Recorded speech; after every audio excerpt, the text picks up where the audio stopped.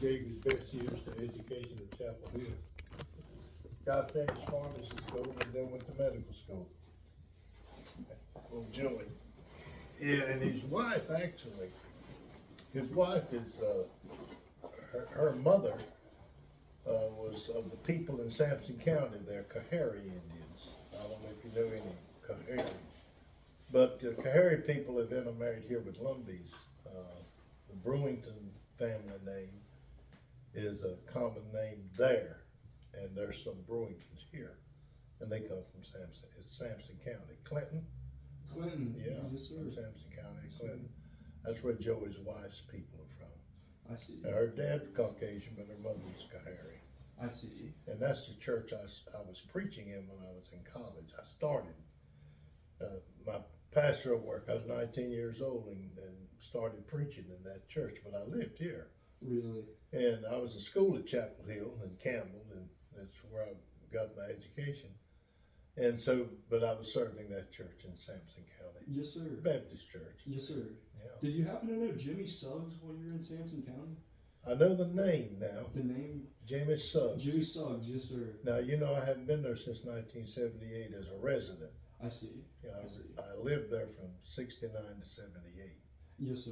Yes, sir. But I know the name Jimmy Suggs. Yes, sir. Well, Jimmy Suggs was he actually was the one who baptized me and my sister. Where is his church? So he's in Wilmington now with Mhm. Scotts Hill, but Yeah, at the that's time when I was born, he was in Sampson County because my parents had some royal family members down in Sampson County, and so they would go down to church. every Well, so the often. little recreation park there in Sampson where our kids would play ball was Royal Lane. There's probably that was probably my family connection Yeah, there. Royal Lane. My one of my uncles, he was Stacy Royal. Yeah. And I think he served in some political office. I think he was mayor there. Yeah, Locke Fairclough was from there. You wouldn't know him, but Locke died 2 or 3 years ago. Must have been 100 years old.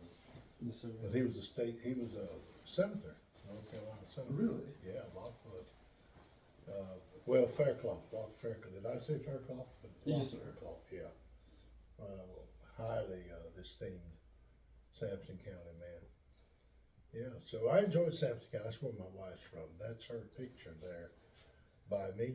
Yes, Now, sir. the gentleman on the right there, that's the director here now. Yes, sir. And that's, of course, that's his wife with their grandchild up there. But, Yes, sir.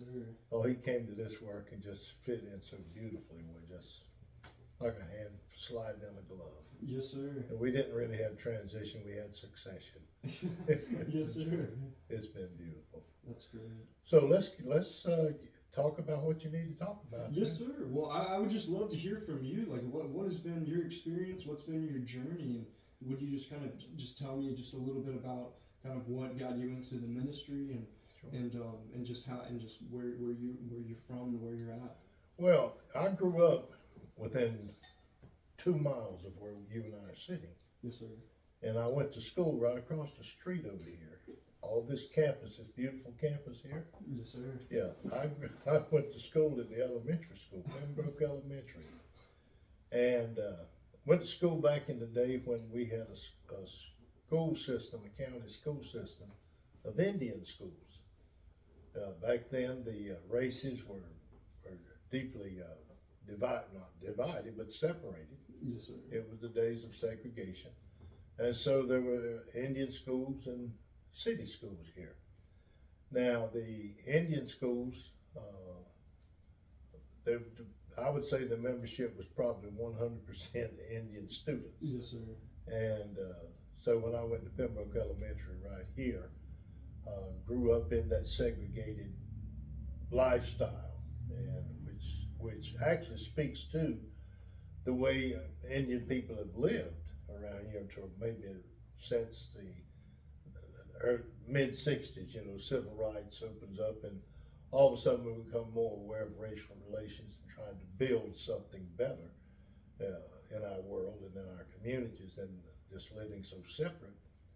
But up until that time, that's our community, our Indian community, was largely a very clannish style living where we guarded our identity, guarded our communities, and our churches were Indian, our schools were Indian. And of course, when we had to shop or buy or purchase from retailers, we didn't have many Indian-owned businesses, and so a lot of that shopping and businesses owned by Caucasians here in the county. And I was like most Indians in Robeson County. I grew up on a farm. Yes, sir. Grew up on a farm. My dad owned about 20 acres. About 18 acres of it was not in a mud hole. So we lived on a farm, and back in the day when we farmed with mules and before tractors, Yes, sir. I come along in those days. Our family was large. There were 12 siblings in that family. Really? And just two mamas and daddies, but the 12 kids. And I had opportunity in 1965. Now this is an expression you might want to hang on to. I moved from the Indian Pembroke High School to the white school in Red Springs. I went to white school and graduated from Red Springs High School. Now I endured a little bit of rubbing because I left the Indian school to go to the white school.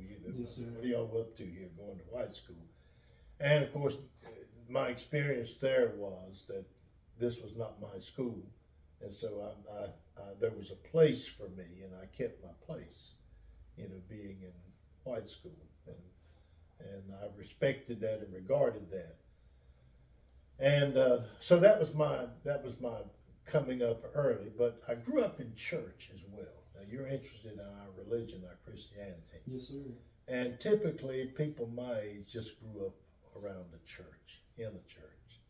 That's where the community met, actually. We had Indian churches and Indian communities. And church for many of us was the one place outside of our school and our families that we had opportunity to engage with other people. We never had social engagements with black people. We didn't have social engagements with white people. And our social engagements were with our own Indian people. And if we were school age, of course, that was through school, but it was also at church. So church was regular for me. And I happened to grow up, the church I grew up in was a Baptist church.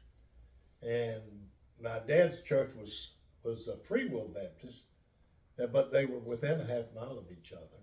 And he was the pastor there? No, Dad wasn't a pastor, but he was a piano player. Yes, sir. Self-taught. And his dad was a choir leader when he was a kid. Really? Yeah, he used a tuning fork to find a tune for the choir. And he played the fiddle. Yes, sir. My grandpa played the fiddle. And so church has been a major component of my life, all my life. Yes, sir. I'm 74 years old now. But that's been the major factor outside of my family. And next to church may have been my upbringing or my schooling or whatever, going to school. As a young man, I was very involved in church, and as a teenager, I was pretty committed in church. And when I went off to college, coming out of high school, I went away to college, and it was in my second year of college where it just came to me as an experience, it was a deeply transforming spiritual experience for me, that my direction was in the church, to be a preacher. Yes, sir. And the kind of religious experience that Lumbees grew up around was, you would look at it as kind of emotional but to us it was just spiritual, just a matter of deep, heartfelt experience. That when you're talking about a religious experience or an encounter with God, and that's what I had concerning what is going to happen with my life. What am I going to do with my life? And I felt absolute in the conviction that God wanted me in church ministry to preach the gospel. And so I committed to that as 19 years of age. Yes, sir. And of course our tradition was, when that kind of decision is something on your heart, you communicate that with your family, and then your family directs you to the church. So I was directed to my church. My mama says, "Now, son, you go tell the church." And because there wasn't a whole lot of going out in faith to do the work of the Lord apart from your church. You just didn't start on your own and gather a bunch of people and start you a church. Not nearly like you see now. Yes, sir. There's a lot of just independent, very sincere minded young men or women who just want to start a brand new work, and which they're telling us now that's the real key to growing a denomination, is starting new churches. Yes, sir. And but Mama says, go to the church and tell the church what you've decided, what you think God wants you to do. And so my church embraced me, they endorsed me, and they basically commissioned me into ministry. And as a student in college, my desire was to be a church leader a little differently than what I grew up with. I didn't grow up with pastors who spent a lot of time with their church. I grew up with preachers who farmed to support their family, yes, sir. who gave themselves pretty much their time was consumed in taking care of their own families, and they'd preach on Sunday. Yes, sir. And there might have been some opportunity, limited opportunity, to get to visit families in their times of distress.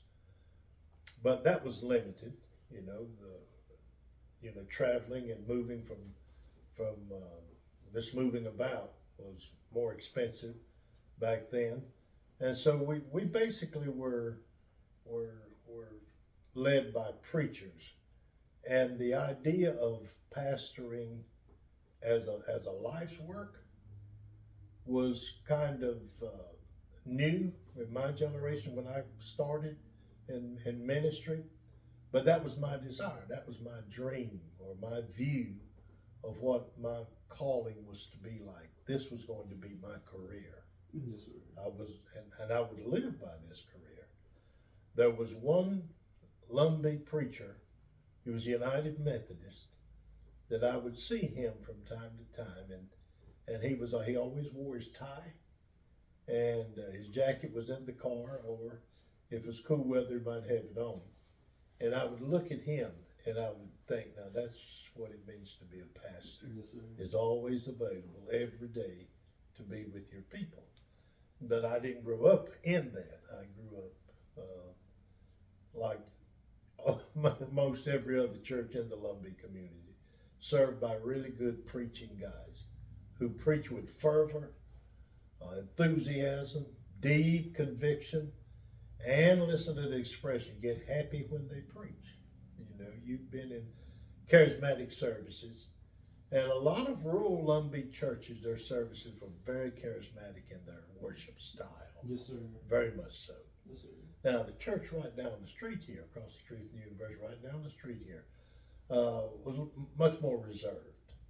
And so their church service worship style would have been much more akin to what you grew up in. Yes, sir. And their pastors were, even back then, their pastors, they were looking for pastors with some educational training in the seminary or the Bible college.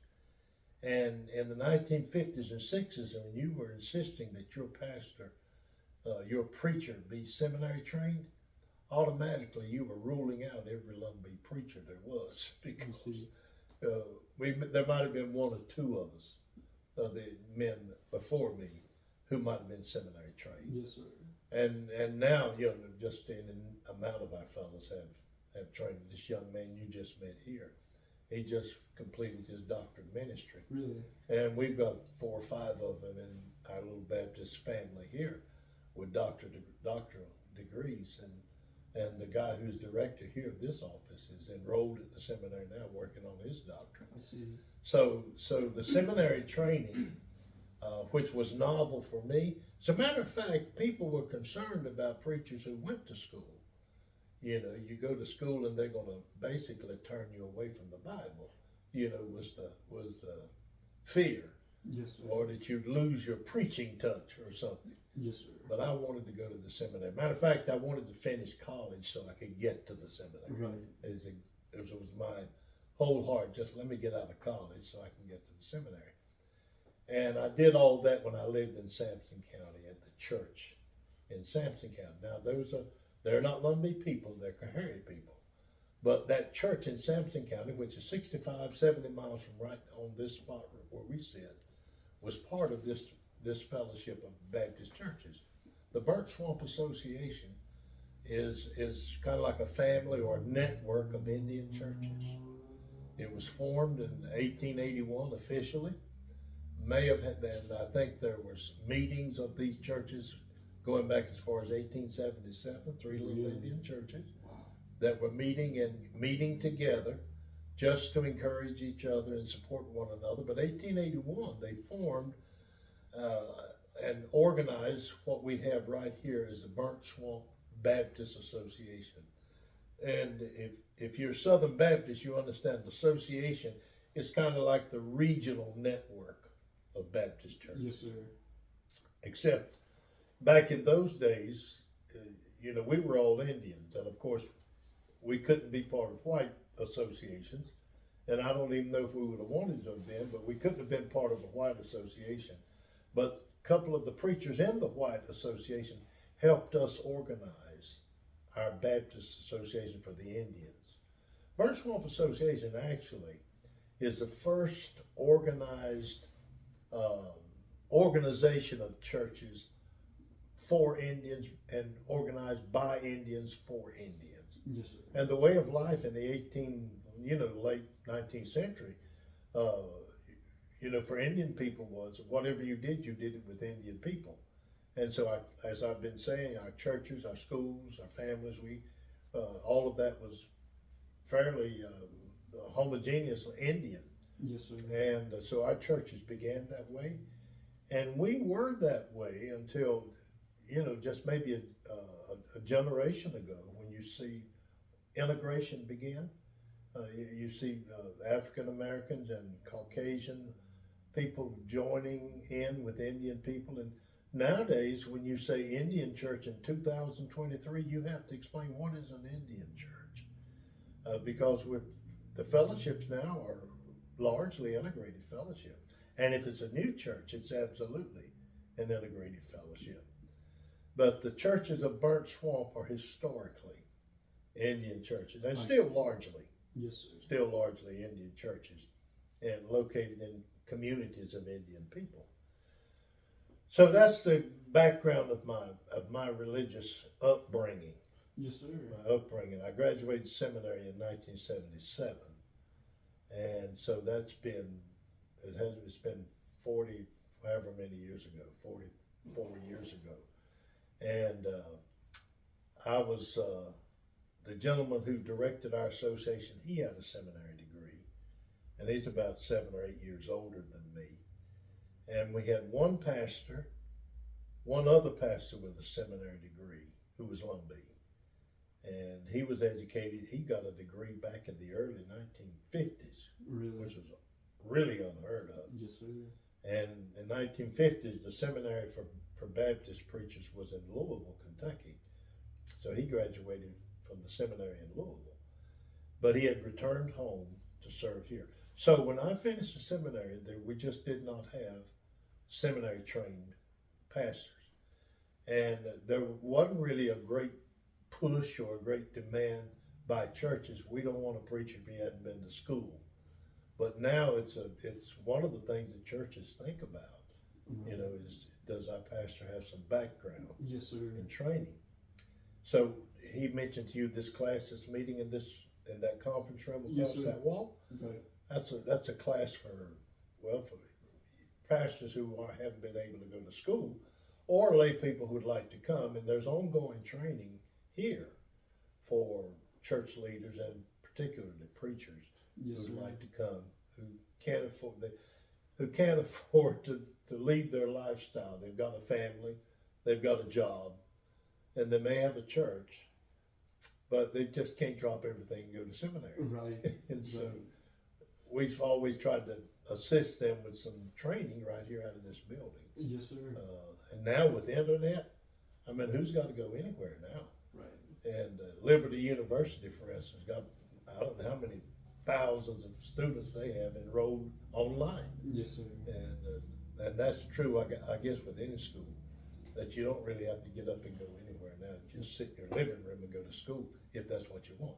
And the training for young men now is just so readily available, and it's made a good difference for us in our churches.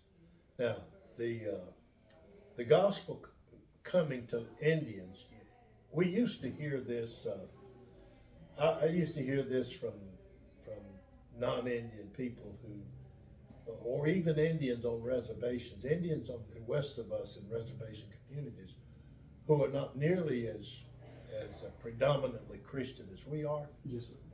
Some of those Indian friends were hostile to Christianity because their experience with Christian leaders in Indian reservation communities had been so bitter, and had been so much abuse coming from people who wanted to bring them the gospel, but their everyday life experience was a bitter experience, and so we would hear sometimes questions like, why are you people Christians? That's not Indian religion. Right. Why are you people Christians?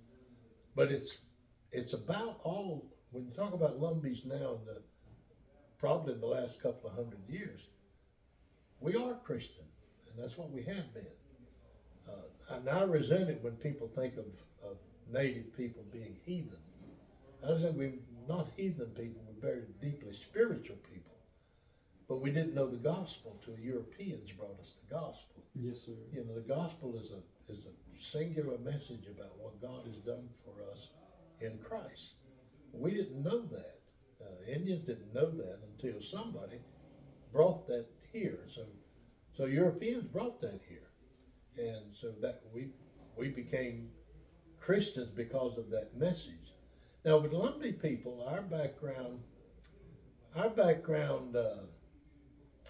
is kind of rooted in the fact that we've been a people who've been very hospitable and open to coexistence with Europeans or with African Americans, particularly Lumbees. And you know, our native roots go back to 2 or 3 different tribal groups: Cheraw Indians or Tuscarora, Siouan people, and so we've probably got 2 or 3 different tribal origins for us as Lumbee people, but we've always existed peacefully and in a friendly way with Europeans or African Americans or whoever lived here, and we struggled through living like anybody else did in the 16th, 1700s, and life was just hard everywhere. Yes. And we all just lived together. We lived on the farm. We ate from whatever was swimming in the rivers or whatever was running in the woods that we hunted and were able to bring home and provide for our families. So everybody had to live like that. And our language, we don't know where our Lumbee language went. As a matter of fact, even the very name Lumbee is almost like an invented name for us. Yes, sir. Because of our background being mixed with these various tribal groups. So our language is just the English language, maybe with a brogue or a kind of an accent or inflection that belongs to us, but basically English is what we speak, and we acquired that through our relationships with Europeans that we've lived among and they've lived among us, for centuries now. And I think that would be a mark of our ancestry, is that we were just people that could live with white people. Yes, sir. in this region. Well, would you mind going in a little deeper about that and about how those interactions first started out and then how Christianity was introduced originally? Well, the proliferation of Indian churches, you can't find Indian churches before the Civil War, for instance. And it's not that Indians didn't know about the gospel. My daddy's grandfather was Henderson Oxendine. Henderson Oxendine belonged to an outlaw gang led by Henry Berry Lowry. Now, if you were studying Lumbee history, Henry Berry Lowry turns out to be a Robin Hood-like character for us. But he had an outlaw gang that basically hid out in these swamps along this Lumber River because they opposed the Confederate Army's insistence that Indians fight for the Confederates. Yes, sir. They were opposed to that. But there was a Robeson County guard, home guard, that basically would try to enforce the fact that Indians need to fight for the Confederates. And we had our own Henry Berry Lowry gang that pestered and fought that home guard.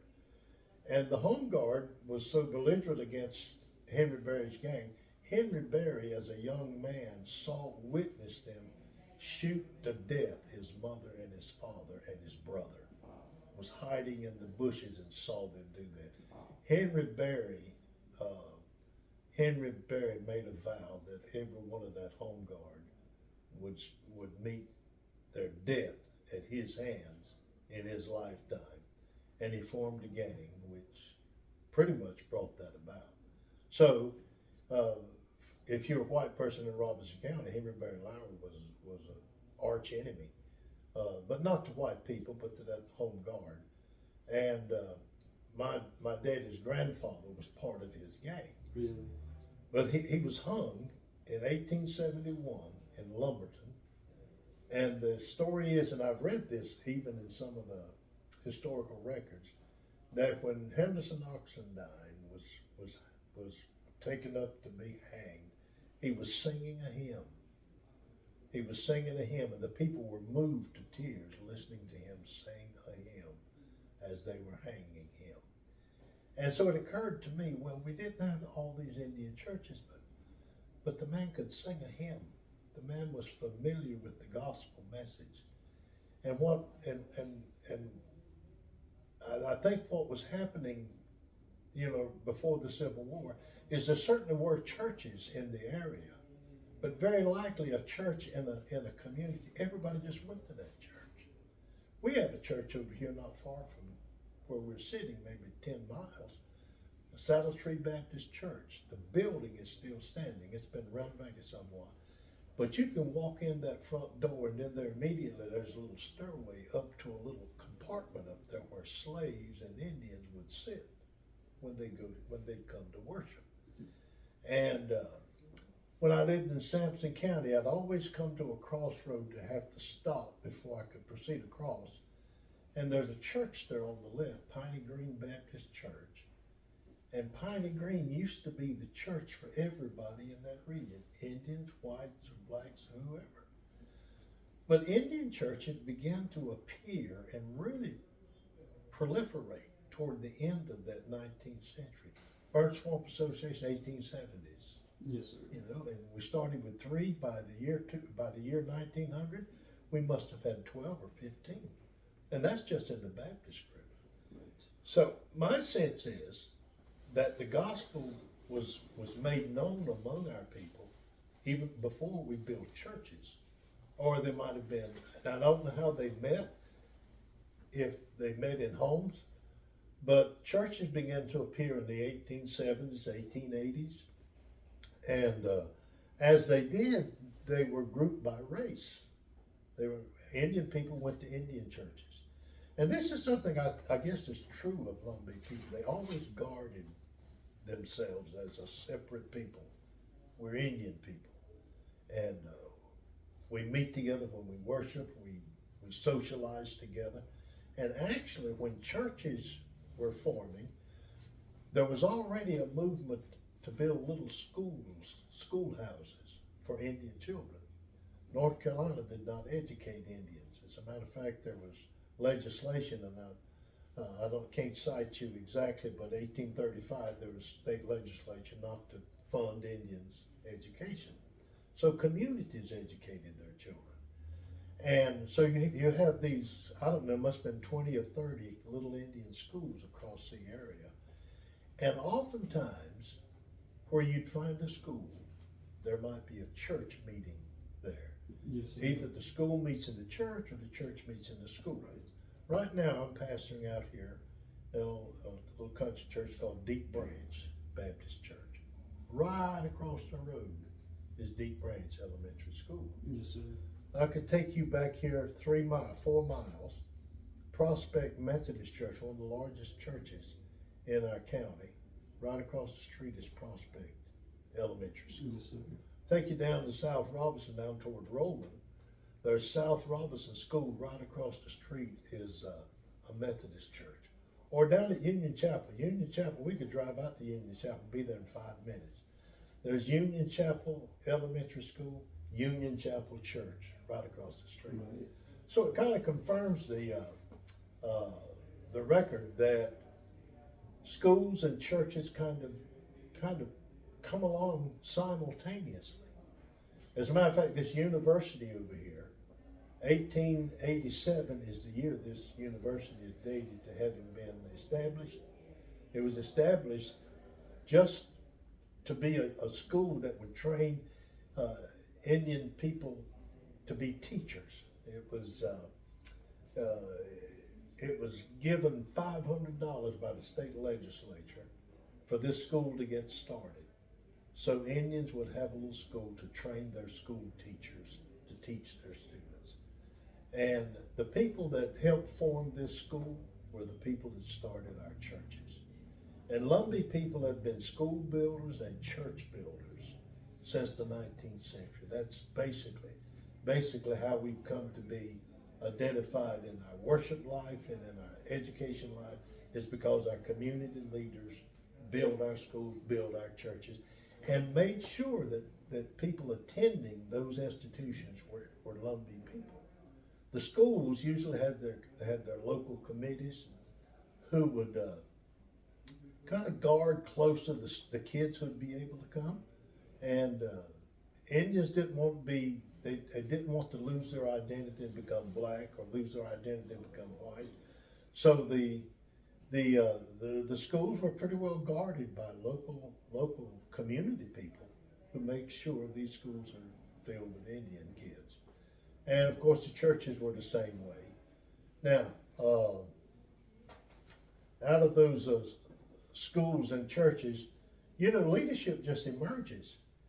And as far as having Caucasian preachers, there's 70 churches in this association now. And we have 2 or 3 boys who are non-Indian, or Caucasian, and one gentleman who's black. And he's not married to an Indian, but these white preachers are married to Indians. Yes, sir. And now that's going to be changing. But that's the way it's been through the years. All of my years, all I ever listened to were Indian preachers growing up. And when I'm 25, 30 years old, and I'm exposed to preachers from other backgrounds besides just Indian. But until 1970, we were basically churches that were led by Indians. Our leadership was indigenous, and it was homegrown, and we're fairly well happy with that. And the churches were I would say, were well populated with good attendance. The style of church for us, we had Sunday school. We had Sunday school every Sunday morning, but we might get a sermon one Sunday a month or 2 Sundays a month. When I was a boy growing up in church, my preacher had 2 churches. So we get 2 sermons a month, but we get Sunday school every week. Yes, sir. And that's the way we grew up then. And church and school was just locally, it was locally conducted, locally led, until I suppose in 50s or 60s, we started really beginning to get the kind of support that you have to have institutions like schoolhouses. But the churches Baptist church particularly, just independent, autonomous, local churches. They're community churches. They're bought and paid for by that community. And they operate them, they choose their business and their leadership. That's the way the churches were operated, was just by local communities. The United Methodist folks belong to a large conference of churches that was nationwide. But the local church itself was not autonomous. The independent churches or Baptist churches were absolutely autonomous. Every little church was locally owned and operated by that community, and no outside, Yes, sir. no outside control whatsoever, unless they invited it in. Right. So I don't know if I've answered the question you asked me about our beginnings with Christianity, but my thinking is that people who brought the gospel here, Europeans who brought the gospel here, had just good hearts toward people they knew didn't have the gospel. Now, for us as Indians, as Baptists, we're Southern Baptists. And you know, if I had to say something, I said some time ago in our conversation that people wondered why we were Christian. A lot of people, black people especially, would say, "Why are you boys Southern Baptists?" And I didn't understand their question until I learned how Southern Baptists formed. Southern Baptists formed in Charleston, South Carolina, over the issue of slavery. Oh, really? And this is what would get to the African American brothers. How could you be a part of a group who had such an issue with human dignity and devaluing humanity to embrace slavery? Well, I don't know how we didn't see that, or maybe perhaps didn't even know about it. Because I don't know that our churches, when they formed, knew anything about what it was to be a Southern Baptist. Because we weren't going to meetings and learning things about what other Baptists did in other parts of the nation. That wasn't on our mind or in our concerns. We were community-based people. Life was about survival. Right. It wasn't about building another house at the beach or getting a second car. It was just about surviving and feeding that house full of kids on a little piece of land, or if you happen to have a little piece of land, otherwise you were sharecropping with somebody. So your life was just about surviving and keeping yourselves alive. It wasn't about exploring what's going on in the world and those kinds of things.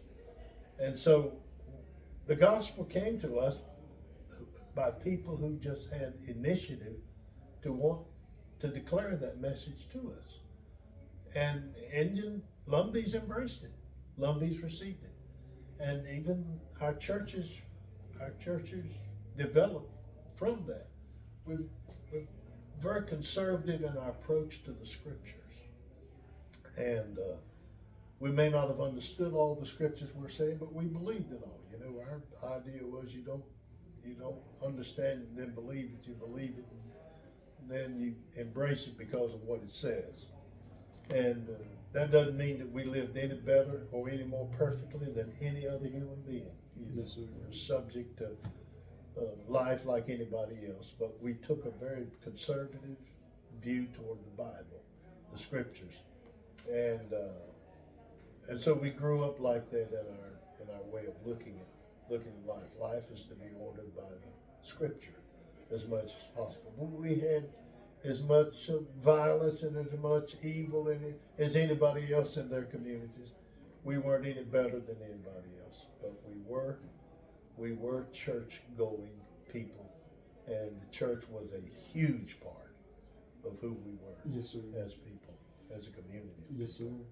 Why do you think that the Lumbee tribe is so vastly Christian, whereas some other Indian or Native groups might not identify as Christian?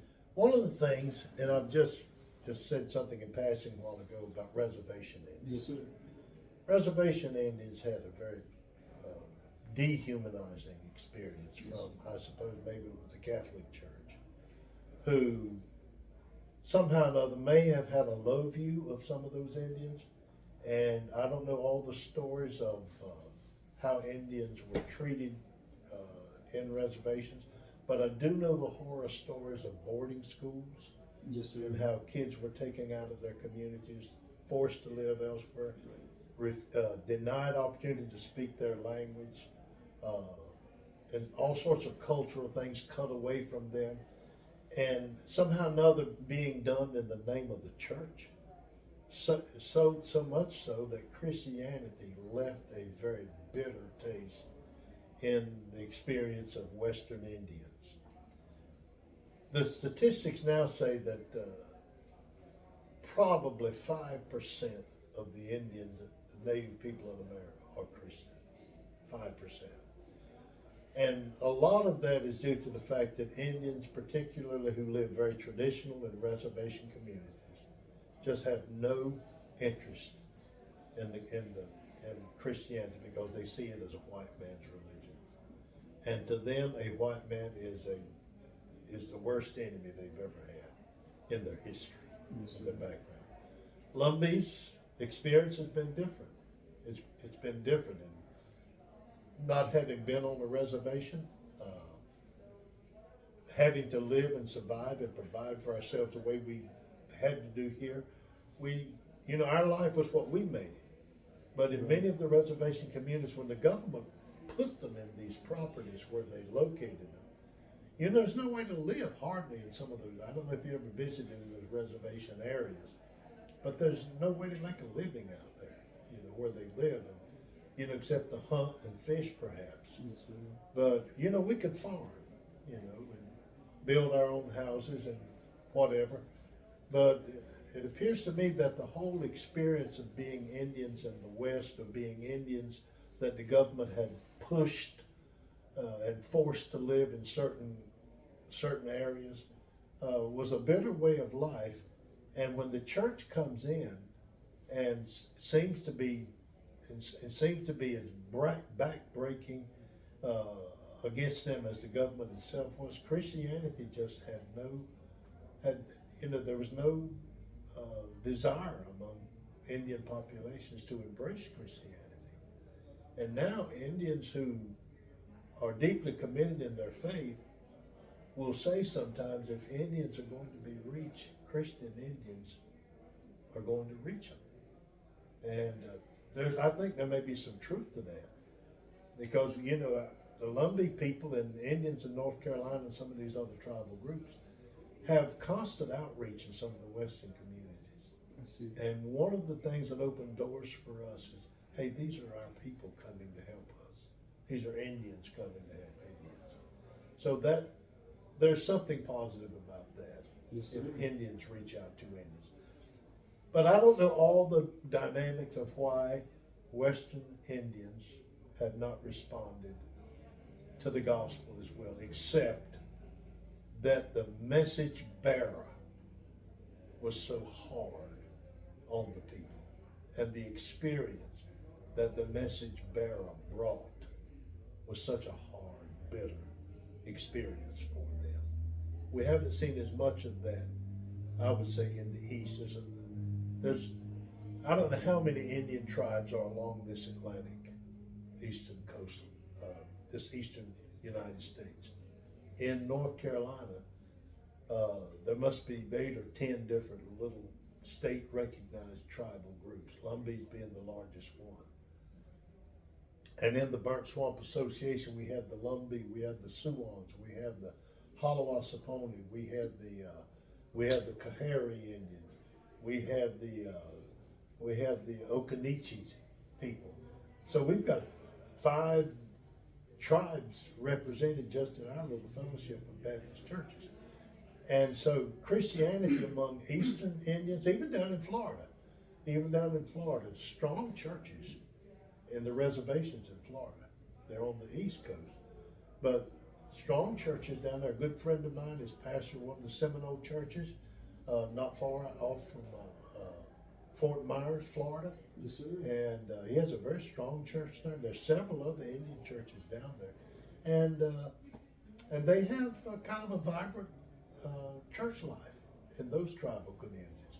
Sometimes they'll call a pastor in from Oklahoma or somewhere to come and be their pastor, But it just appears to me that on the East Coast, the eastern part of the United States, the experience of Christianity has been a much more, progressive movement among Indians in the East than in the West. And all I know to account for it is probably the way they've just they felt just dehumanized in the treatment by the church, by the Catholic Church. I would say that's one answer I would give. Yes, sir. And somebody else who studies it, Melinda has, I talked to Louise today, Melinda's mom, and told her you were coming. And she had a long article somebody had written about Christianity and Native people. She was going to send it to me. And I was going to give it to you, but I hadn't picked it up yet. Yes, but I don't know how curious you are about that. No, I would love to see it. Yeah. And it's probably a general reading. And I would be willing to say that there's probably some commentary in there about how Christianity just did not do well in the West with the movement of the government to get Indians out off the east side and just put them out there somewhere in reservation communities. Yes, sir. Where where they just suffered and endured the life that they had to live. Yes, sir. I guess. But we talk about culture and Lumbee culture. And Lumbee culture to me is hugely summarized in just family, family cohesiveness, community identity, that we are Indians who, even now we're having to argue about our identity, and people who aren't Indian are trying to tell us who we are. And we've been guarding who we are for at least since the middle of the 19th century, trying to get the government to recognize the fact that we're over here, right here in this place. We're Indian people, and we've been saying that 200 years out loud. And but we've had to fight these voices of people who aren't Indian, trying to say something contrary. Lumbee culture is absolutely deeply ingrained in that identity issue. We've been a people who have been self-supporting in as far as our survival goes. We haven't had government support to keep us going. We haven't had that, and so we've been people who who knew what it meant. If you're going to have it, you got to work for it, and just go after it, if you would. And when I see Lumbee people in this county now, there's some of the best educated people in this county. This church here is probably and it's the most middle-class Indian church in America, is this church right down the street here. With professional people, we've got probably 3 judges in that church. And I don't know how many lawyers and people like your dad, medical doctors. And Lumbees are in these distinguished professions like nobody's business, and they're scattered all over the world. My son's a PhD from Princeton. My other son is a Columbia Law graduate. These kids grew up right here in Lumbee country. And so when you look at Lumbees in 2020, 2023, they're highly skilled and highly trained people. Yes, sir. Haven't always been that way. But opportunity is just abounding since civil rights. And I have to say that because in the 1950s, we had 2 or 3 Lumbees around here trying to go to Wake Forest University. And the Board of Trustees was highly intimidated by local Lumberton people about Indians going to our school at Wake Forest. But the Board of Trustees at Wake Forest prevailed against Lumberton white men, businessmen. But since the 1950s, Indians couldn't go to college anywhere but Pembroke. Yes, sir. Unless they went outside of North Carolina. Yes, sir. And if they went outside of North Carolina, that's different. But they couldn't go to North Carolina. This is my daughter. Yes, sir. Hey, babe. Hey, baby. I'm in the Baptist building. I'll be home in a little while.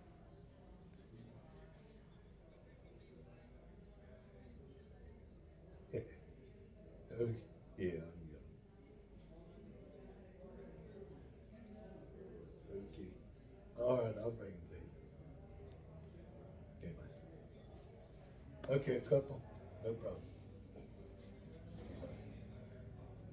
So there's been just huge progress made in whatever advancement you want to say. I mean, we've got 3 veterinarians, Lumbee veterinarians around here. Yes, sir. In this county. And, you know, my cardiologist is Lumbee. His dad was our first Lumbee pharmacist. My gastroenterologist is Lumbee. Yes, sir. You know, that's where we are now. Yes, sir. But that's not where we were 50 years ago. I couldn't imagine this. Yes, sir. I just could not imagine this. But it's just been amazing. Yes, sir. And so how much do you think Christianity has played a role in kind of that? You know, and that's a good question. I think it has played a role. Because, you know, Christianity kind of builds into you some morality and some sense of self-worth. Christianity builds in you some ideas about your human worth, your human dignity, and your value as a person, how to treat people, and, you know, to excel. I think to excel and to be good at what you do, there has to come out of you some sense of appreciation for other people and just others, and respecting others as well.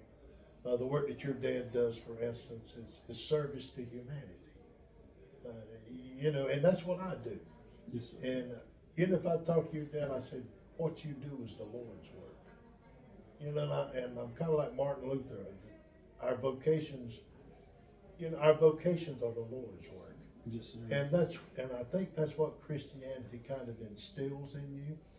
And I think it's been a huge impact upon us to make us just the best human beings we could be. Now, religion to us, Christianity to us, has been a faith that kind of kept that dream world of eternity in front of us, but it's also counterbalanced by the fact that, you know, the world right now is important as well too. This is real. So we got to make something out of ourselves here and now, and there's a better place and a better life when this one's done. But don't devalue where you are now. Yes. And these people who have excelled greatly, you know, they still love the church. They still embrace Christianity in many ways. I know sometimes prosperity and the blessings of life sometimes may draw you away from your faith, and may draw you away from church, and that seems to be the case often. Yes, sir. But still, there is a place for Christianity and these people who have done well and are continuing to do well. And you know, with Lumbees, even Lumbees who've moved away to live in big cities, we have a church in Baltimore. Dude. We got a blessed Lumbee church in Baltimore, one in Philadelphia, and a Lumbee guy who started a church in Michigan, outside of Detroit. Wow. And of course, that church has done so well. The Lumbees are just such a tiny minority now in that church, but it started out with a handful of Indians. That is so interesting. Well, yeah, and a lot of these Indians, when they move to big cities, they'll find each other. Yes, sir. And in time, as it's been through, you know, the last 50 or 60 years, when they did move away, they'd find each other, build them a little Bible study time, start a church, and then get older and retire and come back home. Now, what I found out is that somebody who spent 40 years in Michigan or 40 years in Baltimore or 40 years in Philadelphia hadn't really come back until he joined the church here. Yes, sir. And when he came home and joined the church, he was home. I see. And I would say that because I've seen a lot of these folks come back home, and I'd meet them in church, and I'd say, well, you're home for good now, because you're back in church. Yes, sir. And I'd say that in jest, but I think there's a lot of truth to that. Absolutely. They absolutely come to the place where they fully identify, this is home, these are my people, Yes, and sir. I'm back where I came from, Yes, sir. right here. But I do think Christianity has instilled in us something of some very valuable, positive principles to live our life by and to make our life count. Yes, sir. I really do. Yes, sir. And to help us respect people. That's great. I think so. That's great. That's an opinion. Yes, sir. Yes, sir. Well, I love to hear it. Thank you. And so, what else would you describe as the Lumbee culture that's unique to that specific culture that might be outside of Christianity? Is there anything that you Yeah, can you know celebrate? what's been happening since the late 1960s? You know, the mid 60s or early 60s, when civil rights really took on a prominent place in our everyday awareness of life in America. This is when Indians too benefited from the push that African Americans made for their fair share of services and recognition in America. And Indians have benefited from that. I told you I went to white school in Yes, sir. 1965. Yes, sir. I've never got opportunity at that school had not there been a 1964 freedom of choice legislation. Kids go to school that's closest by them. Yes, sir. You don't ship black kids 40 miles to a school, or Indian kids wherever to a school. Indians no longer get secondhand books; they can get new books.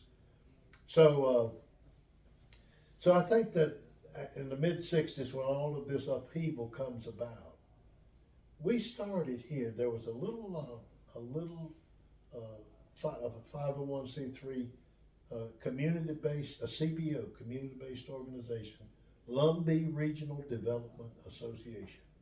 Its office building is right past these apartments right here. Did you come down this road? Yes, sir. You came right by LRDA's building. I see. 1968, LRDA, 69 maybe, 68, 69, started what we now call the Lumbee Homecoming. The Lumbee Homecoming is the July 4th celebration week, is the biggest gathering of Lumbees one time a year in the whole year. There'll be 30, 25, 30, 40,000 Lumbees in this little town. So you're talking about, it's more packed than the Gaza Strip. It is absolutely packed out. Yes, sir. With Lumbees. And what happened with the Lumbee Homecoming is we started a powwow. I didn't grow up with a powwow. I didn't, my experience with Indian as being a traditional lifestyle of people was in Western movies on the television.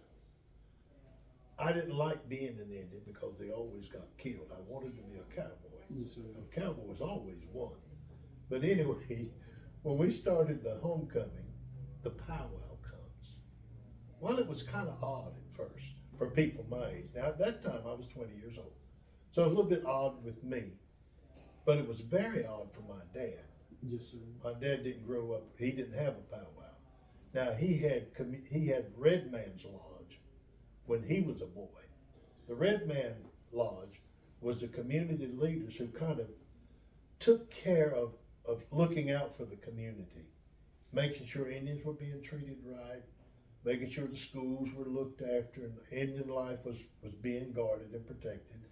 And there were Red Man Lodges in, 7 or 8 of our communities around here. Red Man Lodge. We had one out where I grew up. And so Dad grew up with that, but not powwow so much as what I saw happening in 1968, 69, and now the powwow is one of the largest social gatherings of Lumbee people outside of their church, of any other event that they attend. And there's there's at least two or three right here in the Lumbee area. The Lumbee tribe has a powwow. LRDA has a powwow. The university will host a powwow. Uh, every college campus in North Carolina has a powwow. Yes, sir. School of Science and Math has a powwow. Yes, sir. When my boys went to Science and Math, Joe Lyles was in the art department, and Joe Lyles loved Indian lore, Indian anything. Yes, sir. Joe would throw his stuff in his pickup truck, and after spring semester was over at Science and Math, and he'd hit the road to the Northern Plains and sleep in his truck for the whole summer, just to be with those Sioux Indians or somebody out there. Yes, sir. When my boys went to Science and Math, Joe introduced them to the drum. My boys learned to drum and sing the Indian chant from Joe Lyles. Yes, sir. Joe started with my son Jody and the two other boys that were Lumbee boys with the Southern Sun drum. That was the name of it, the Southern Sun. And they enjoyed some notoriety for a while. And now there's so many drum groups, you can't hardly keep them all named. They're just drum groups everywhere now. Yes, sir. And my son-in-law drums and dances. And my son-in-law and my daughter have adopted two little babies. And the little boy will be 4 years old next Easter. And he's got regalia. He dances when they go to the powwow. He'll get in the circle and dance. And it's just entertaining to watch him with the drum. Yes, He sir. loves the drum. The powwow has been one of the most interesting things to me since 1970, being introduced in our community. Yes, sir. I did not grow up with that, but it has actually brought, I think it has been one of the things that have just that's really cemented the Indian the awareness of ourselves, of our distinct indigenousness as a people. It has really done that for young people in this community. Young people love the powwow. Yes, sir. Now, there is a downside to the powwow when it comes to religion, because the powwow, while I didn't grow up with it, and not one of the things we embraced around here, we associated with Western Indian culture. But it has become now, I use Melinda's word, it's become pan-Indian now. Pan-Indian. If you're Indian, you powwow. It's everywhere now. And a lot of the dances are Western dances. A lot of the regalia looks Western. But now Lumbees have our own style. We have our own regalia now. And that's a kind of a development in 50 years, the last 50 years, that's been notable to me. And when I say it, there's a downside to it. When our folks here are interacting with non-Christian Indians, they're also learning that some of those tribes powwow for a spiritual kind of exercise. And some of the singing may be to some spiritual encounter they're having. I see. And that's a concern to me. As a matter of fact, conservative Christians in Oklahoma, Indians will not powwow. I see. Because the powwow, they know, is representative of worship to a reality that is not God, that is not Christian. And so when we have guys, some of the preachers from Oklahoma, when they come here with us, they will warn us and admonish us to be careful with the powwow. Yes, sir. Because it will confuse your people about their faith and may lead them away. Mm. Now, some of the young people, I think that might occur to, which makes our work in the church a little more challenging, to make sure that our children are learning our faith and that this is the faith that we embrace. But Christianity is suffering from that everywhere.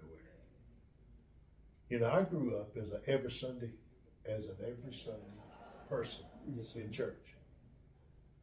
In the year 2023, if somebody goes to church one Sunday a month, they feel like they're active church members. Yes, sir. We would have never thought of that Right. as I was growing up as a boy. That's how much Christianity and church going and attention to church has changed over the years. Yes, sir. And I don't know where the powwow, whether the powwow broadly affects us, but I think it will affect us some. I was an officer with the Baptist network of churches in North Carolina. I was president of that fellowship. Yes, sir. They never had a non-white president. Yes, sir. I was the first one in 1999. Newspapers, a Jewish girl in the News and Observer, fascinated by the fact that North Carolina Baptists had an Indian boy as their president. She'd come down here and write stories about me, put them in the Raleigh News.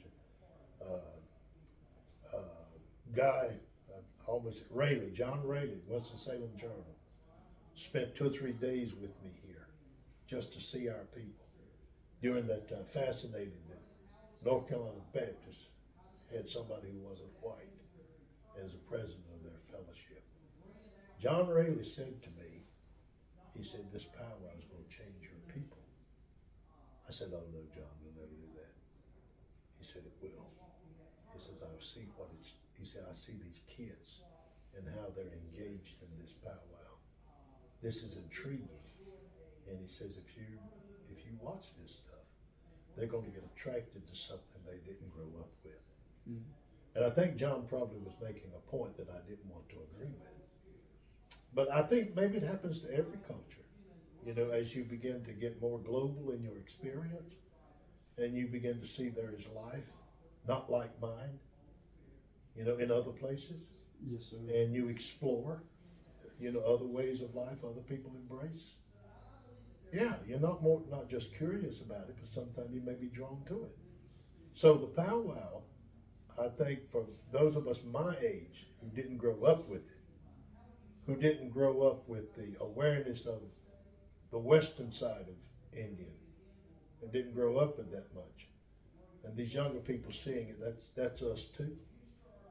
You know, I think it will challenge us passing on a strong tradition among us as Christianity. It will challenge us to keep passing our faith on to our kids. I really do think that's a challenge for us. Yes, but sir. Christianity is facing that strongly just across the board. Wherever, yes, sir. I think it's facing that. It's not as simple as it used to be. Yes, sir. Yeah. And maybe you're seeing that as well. Yes, sir. Yeah. Well, is there anything else similar to the powwows that you do, like any ceremonies that might celebrate your culture? Well, now with the Baptist Church, we've been careful to some of the Western Indian practices that are religious in nature, such as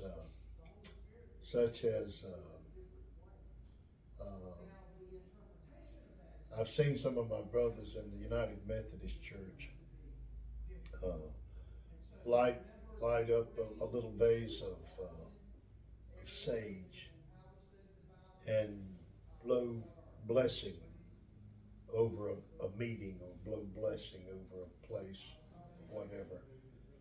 And that is not our tradition. Yes, sir. But that is absolutely a Western tradition. Yes, sir.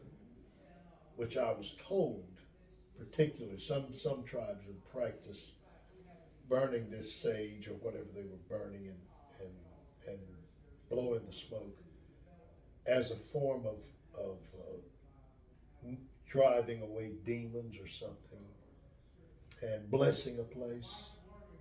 And a practice like that goes along with the powwow, that goes along with Indian traditions.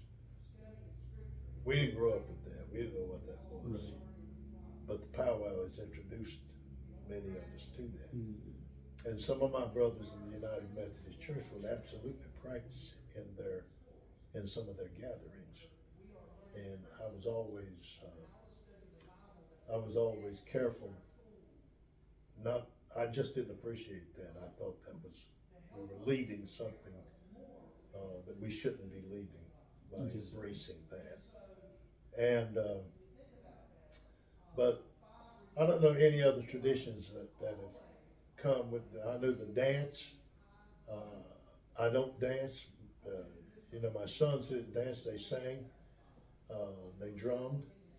But I do understand that sometimes in the dance that is absolutely a spiritual exercise in some tribal powwows that has no meaning to me whatsoever, Yes, sir. and it had none to Lumbee people unless they pick it up somewhere else. Um, so there may be other things that I'm not thinking about clearly that would answer your question. Um, Maybe some of the things. Um, but the powwow kind of represents the, the broad one experience that is bringing an Indian awareness or an Indian identity to me in this Lumbee, in my experience of being a Lumbee, as being something I didn't really grow up with that, but it was brought to me as a young man in my 20s, Yes, sir. and I didn't I didn't I didn't uh, what shall I say? I didn't refuse it. It was interesting to me, but the powwow to me is more of a community, social community gathering, and people meeting people. When you're on the streets of Pembroke the week of July the 4th, it is a big parade day. It is just the biggest homecoming that you could imagine. Everybody just glad to see everybody. And Yes, people, sir. Lumbees from all over America will plan their trip to Pembroke the week of July 4th Really? just to get to go home and see Lumbees come home. Yes, sir. And we've had Lumbees to die somewhere else, but Lumbees who live away and they come back home because this is who they are. Yes, sir. Something about the place, and perhaps that's part of culture as well. Is something about the place, the land, the homeland where you grew up, where you come from, and this is it right here. This is that place, Yes, sir. and your sense of identity, your sense of belonging, even your whole sense of worth and value is tied up with that place where you've come from, where your ancestors have come from, and you get back there and you find yourself. This is who I am. I'm a person of this place. Yes, sir. This land. And that's very real to me. Yes, sir. Very real to me. I lived away 60 miles with other sweet people, just beautiful, Kahari people. But I came back home. Yes, sir. I came back here. I thought I would stay there all my life. But it's what, an hour and a half drive. Who cares? But this is where I identify. Yes, sir. And this is just personal with me, but folks have said to me through the years, you went to school or whatever. Why don't you go away and pastor somewhere? Why don't you just go somewhere where there are big churches? And I said, I've never been attracted to that idea. My idea was nothing more than to come back here and live where I was raised and where I grew up, the land of my father, and be in the churches where I found my faith with my people. Never been attracted to go anywhere. Yes, sir. I've been all over the state and preaching for people from the mountains all the way out to the northeastern coast. But this is home to me. This is where I wanted to be. And I think that's a sense that a lot of Lumbee people hold. Yes, sir. Bring me home. Yes, sir. Yeah, I think so. Yes, sir. Yeah. And, Melinda, who's in the Emory now, Louise was telling me about their Thanksgiving dinner. And it was kind of a fancy dinner with, with I don't know the kinds of foods, but I'm sure it was well prepared, fancy foods. And Melinda says to Louise, my sister, her mom, that Mom says, I'm kind of tired of this kind of food. I just want to go home and have collards. Can we have Thanksgiving next year in Pembroke where we can have collards and fried chicken? Right. So I feel like I understand what she means. Yes, sir. Yeah, get back home. Yes, sir. Yeah. I wish you could meet her. You need to meet her. Yes, sir. That would be incredible. I really very much would. Oh, She's been a part of my course, and Oh, I yeah. heard my Professor Bain talk about Yeah. just referencing her. And Oh, yeah. Yeah, when she, and you might, I don't know, she did a couple of films. When she was at Stanford, she was at Stanford working on a master's degree, and it was a master's degree in history and film, so whatever the word is for focusing on filming. She did a lot of things on Indian sacred lands, yes, so Mm-hmm. sir. she did some filming. But she did a couple of local films. She did one with me and my family in our churches called Sounds of Faith. Yes, sir. We watched. Have you watched seen some of Sounds that of Faith? in Yeah. our class. Yes, sir. She did that. And it was the biggest fun just to see her in churches. And churches really loved to see her come. Yes, sir. And she would film some of what she was doing. She didn't grow up in a Lumbee church. And to see some of the ways we worship in our church, she sometimes drop her camera because she saw stuff she didn't grow. She grew up Episcopalian. Yes, sir. Where you stand and sit, stand and sit. And so she grew, she doing Sounds of Faith. She was just absolutely mesmerized by the way Lumbees worship. And had such a good time. We spent 30 minutes standing around praying, Yes, sir. for each other and that kind of stuff. But if you saw that one, and she did some more, that she focused on Lumbee life. But she loves her background, who she is, Yes, sir. and her identity. Yes, sir. Yeah, I just love to listen to her talk. Yes, sir. She's a real scholar. Yes, sir. And And that's clear. Yeah, and I'm just talking to you out of my heart. So, Yes, sir. Yes, sir. I had an opportunity it was a week before Thanksgiving. This being November, there's a lot of emphasis on Native Americans in this country in November. Well, the university of here had 2 or 3 Lumbee girls playing on softball and soccer and volleyball. So here they are, and they're good players, and all the other team members know them because they're kind of outstanding. They're 3 girls who play real well. So they wanted to do something for their girl athlete friends. Yes, sir. So they said, we're going to have a little dinner and talk a little bit about our history. And they asked me to come and just talk a little bit.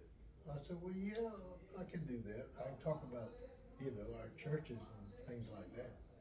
And that room was packed full, and there must have been 120 people in there. Yes, sir. I would have expected that. Right. And so I had about 20 minutes, and when, they want me to just talk about, the church school coming together, growing together, and developing together.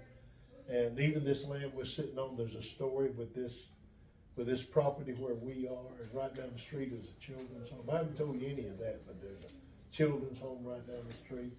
60 acres of land right in here that a really sweet white man gave us in 1923 to build things to look out for these orphan children. Anyway, I was telling all that story, and before I knew it, my 20 minutes were up, and they said, "Oh, don't." I said, "I got to go."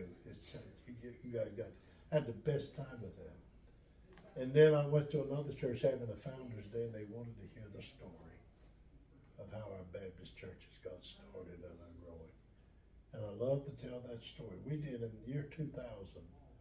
We did a little history, a little collection of our churches and their histories, and the story of this association's birth and growth and development over the years. Yes, sir. And it is just a beautiful thing to know that here's something that Indians, by the grace of God, built with themselves, for themselves, when there was no place else for them to go but among themselves. And in a time and in an era where we just lived among ourselves, with ourselves, looked after each other, and look where we are now. You know, in a community that's absolutely, it's embraced diversity, and Lumbees are all over the place now, all over, literally all over the world. And from the very beginning of our story, it's just amazing where we're able to say we are today. Yes, sir. It is something. Yes, sir. It is something. And we just have to thank God for that. Yes, sir. Yeah. So, well, you had mentioned just a minute ago about about Miss Melinda growing up in a different church. How similar or how different do the churches, suppose your church compared to the church down the road? How similar or different do those churches look?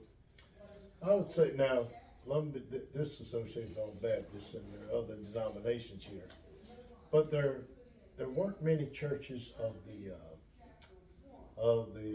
what shall I say about? I know with Baptists, there's a couple of traditions. There's what we call the Sandy Creek tradition, which is kind of like the old Sawdust Trail preaching style tent revival church, and then there's the Charleston tradition, the more scholarly tradition with the well-ordered, organized service, um, and the more well-educated and well-trained man in the pulpit leading. Uh, there's two different styles of churches. Melinda grew up in that style of, in the Episcopal Church, more liturgical, more form, and more appreciation um, for art and art and form and those kinds of things. Whereas her mother grew up in a much more loosely um, organized way of worship. Where, for instance, when we were growing up as kids, we Louise probably doesn't remember anybody actually leading a song. People just started singing. Hmm. That person, when they finish, another person would start singing. Right. And have you been in those services? I've not. No instruments, no musical instruments, and just really hardly any organization. But it would pretty much go out every week the same way. And that kind of loose, disorganized kind of hour of worship is what our background was.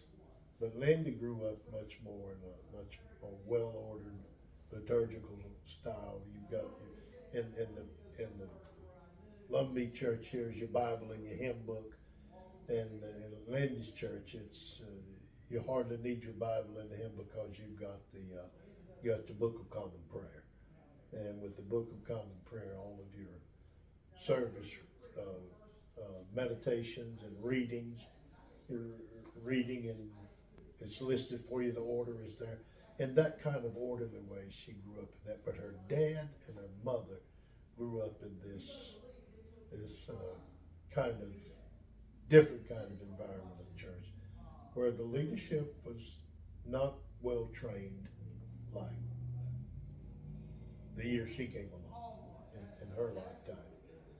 But when she was around filming these scenes in the different churches, she'd be fascinated by how Lumbees have church, and it's definitely a different experience Yes, sir. than maybe much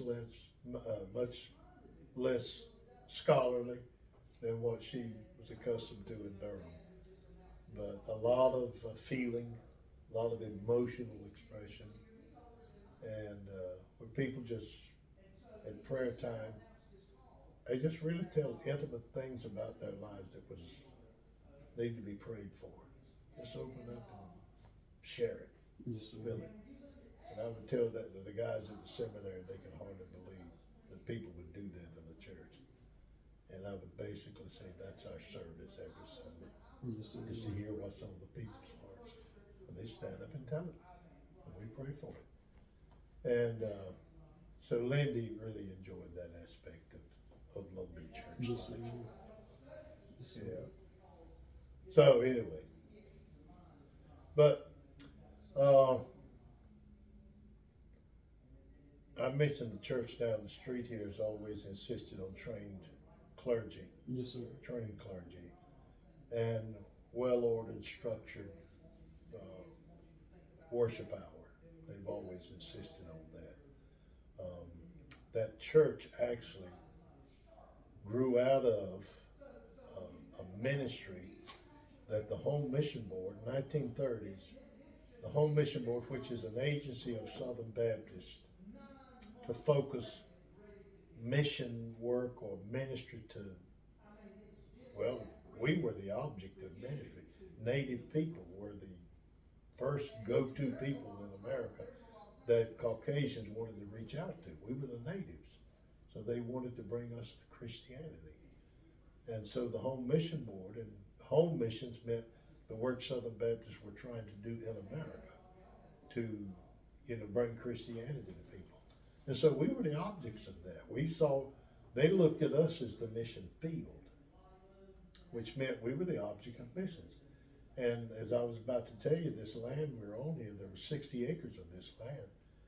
And it was given to us because we had a real problem with Indian orphans in this area, Lumbee kids who were orphaned. And one of the ladies who helped us most was a white lady. Her family were big landowners around here. They were the Livermore family. They owned the bank, they owned the big stores, and at that time big stores. But she just had the heart of God, especially for the local Indian people. And she helped us get resources from this Home Mission Board, not only to get this is the children's home right here. It started out as an orphanage, and now it's broad-based, it's a children's home. They do several things there now. They even an adoption agency, or at least they help you with adoption to get on track for that. But anyhow, it was one of the Livermores who helped us use this property here to serve the needs of this community, the spiritual needs. So that church down there, what started there, the Home Mission Board built a building there to educate church leaders in church, and to train them in church leadership and in the Bible and those kinds of things. And the school really didn't develop into much, but a church started out of it. And it happened to be that the people who frequented that church were some of our teachers, some of our folks who had some education. And over the years, it just became a church that was populated with folks with some education, a little more advanced education in our community. And that's why I say it's the most middle-class church in Indian America. It's right down the street. Yes, sir. And would you tell me the name of that church? Berea, Berea. Berea. It's a name right out of the Bible, Berea. And you'll find it in the book of Acts. Paul visited a little town called Berea. Yes, sir. And there's a comment in there. These people search the scriptures daily in Berea. That's where Paul was. It's probably in Acts 16, 17 you'll read where he traveled to Berea. And so that's the name of this church, Berea. And but the sophistication of Lumbees is not just in this church, but it is deeply represented in this church greatly. But across the landscape of Lumbee churches now, there's well-developed, highly trained leaders in all these churches now. It's not just here, but there was a while where we kind of looked at them as a little different from us because so many of them were better trained and better educated. Yes, sir. But we fooled around and caught them. And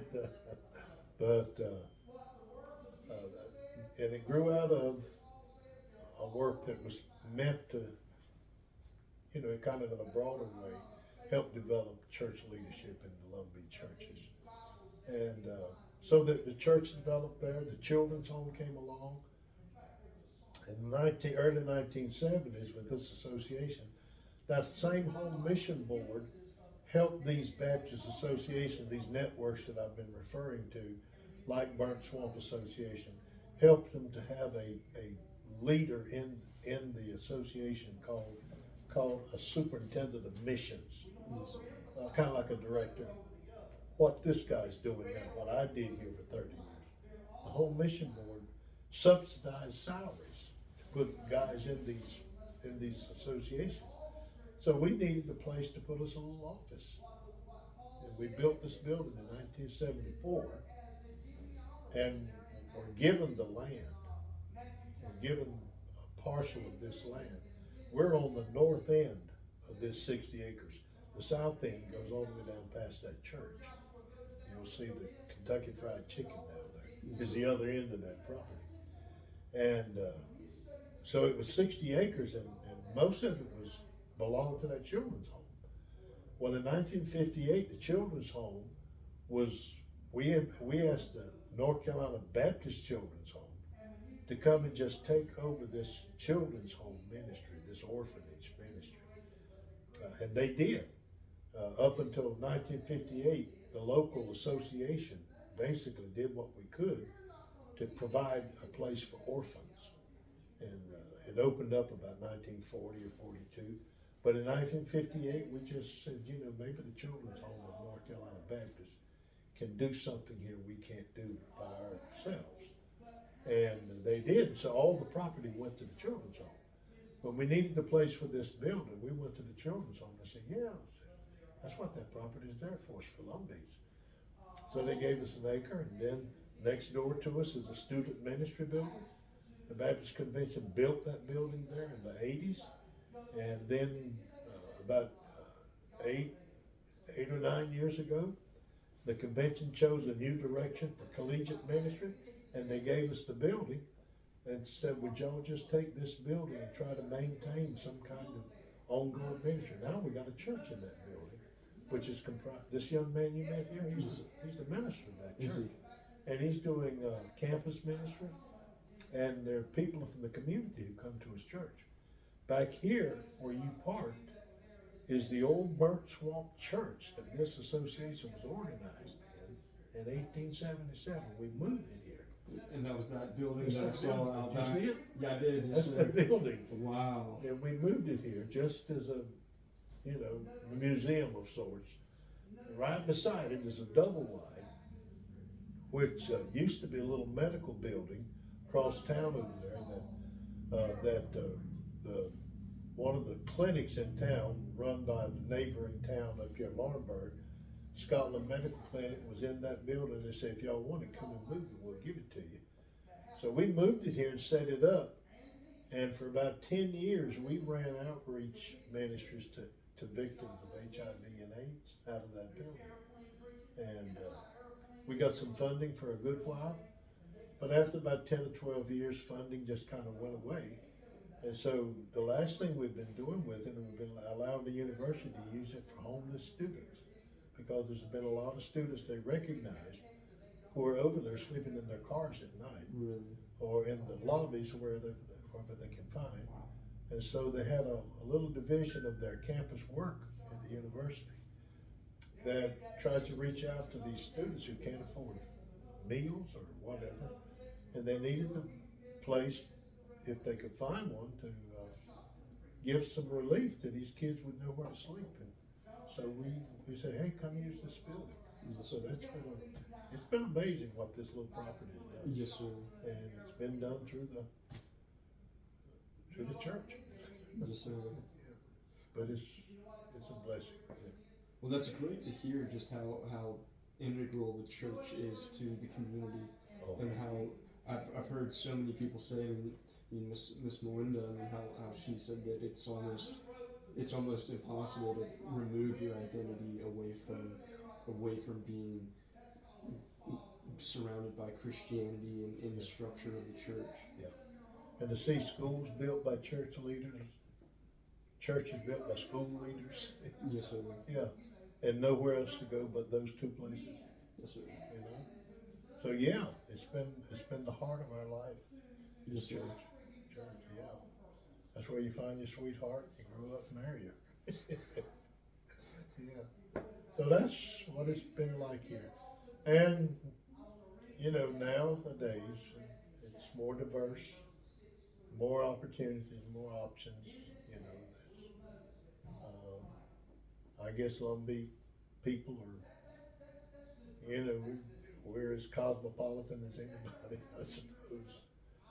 But the identity issue is, I suppose, maybe stronger, not stronger.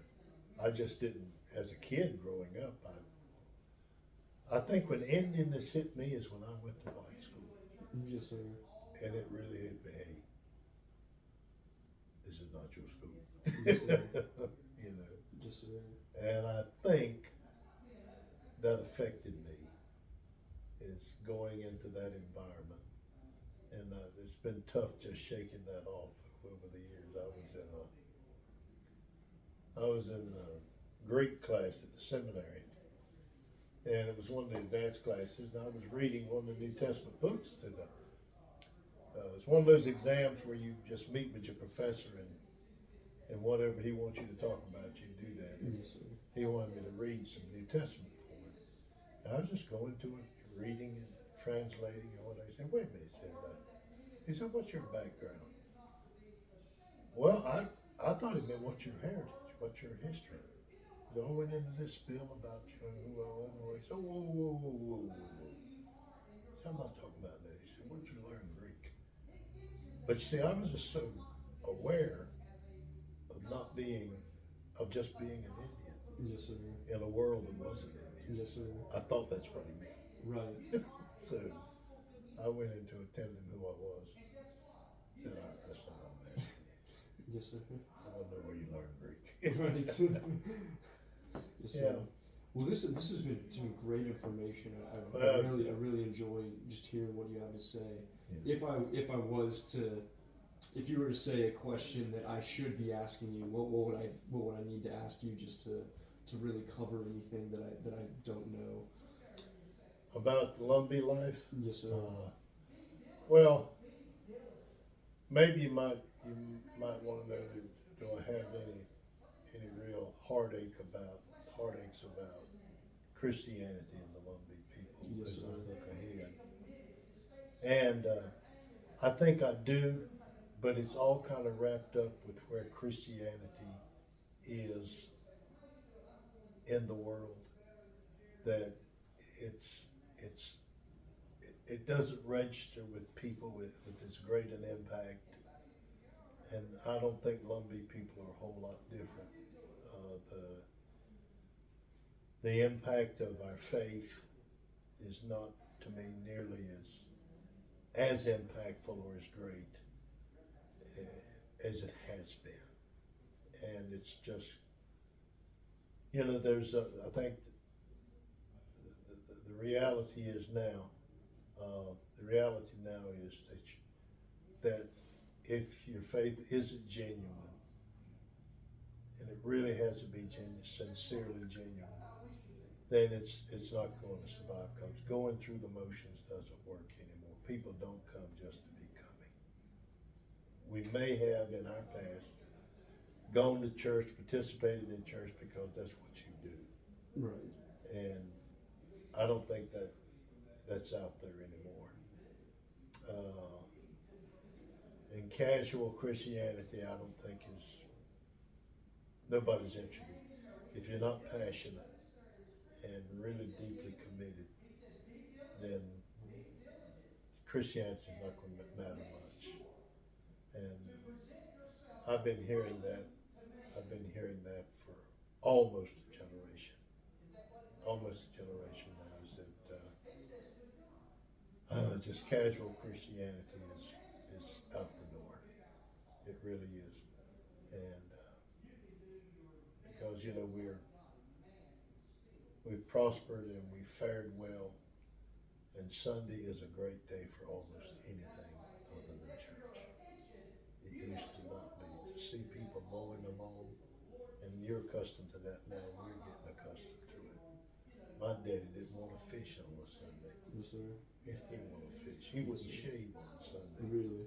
So, yeah, there's been a lot of tragedy. So I guess my heart kind of aches a little bit about, you know, how Christianity is going to affect our lives going forward, because it is basically who I am, is a practicing Christian, and also in a professional way, it's all I've ever done. Yes, sir. Yeah, all I've ever done. So that's where my heart would ache somewhat, is where the church is. And I just made a crack a while ago that I grew up a every Sunday guy, but now a once a Sunday or once a month person feels like I'm really active. I mean, I get it at my church, Yes, sir. but that's where we're going. It appears. Yes, sir. It appears. I'm not a doomsday fella. You know, I'm not running to Idaho to get on that mountain to wait for somebody to come. I'm not into that. But that is one thing that saddens my heart a little bit. Yes, sir. I hear what you're saying. There's a bunch of little churches now. There really are. Sometimes Southern Baptists tell you how many churches they close every year. But young folks like yourself are starting new ones. What this kid's doing over here next door, that's encouraging with Yes, younger sir. people. And they're not going to do it like we did it. And that's fine if, you know, if they're celebrating the Lord. You know, that's good. A little just, whatever comes out of it's going to be a little different. Yes, sir. I think. Yes, sir. I think. So,